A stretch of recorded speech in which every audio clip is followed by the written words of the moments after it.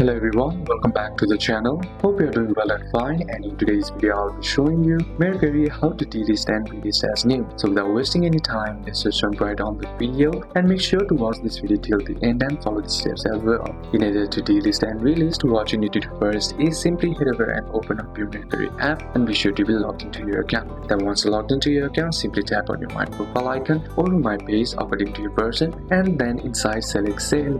Then inside Selling, select Active, and once you're inside Active section, find the item you want to delist. Then once that, tap on the three dots icon and then select the delete listing. Then this completely removes it from the search, and you can also deactivate if you just want it hidden, but to relist first you will delete. Then next is to relist. To do it, simply head over to your home screen and tap on the sell icon and then tap on list an item. Then here what you need to do is re-upload your photos, title, description, price and shipping, and you can reuse the same details or tweak them and use the original pictures or take new ones for better visibility. Then once done, simply tap on list on the top right corner of the screen and it now shows up in the search results as a new listing. So these are a couple of steps that you can apply, and that's it for today's video guys. Hope this video was useful to you. Leave a like if it did, comment down any questions that you have, and see you soon on the next one.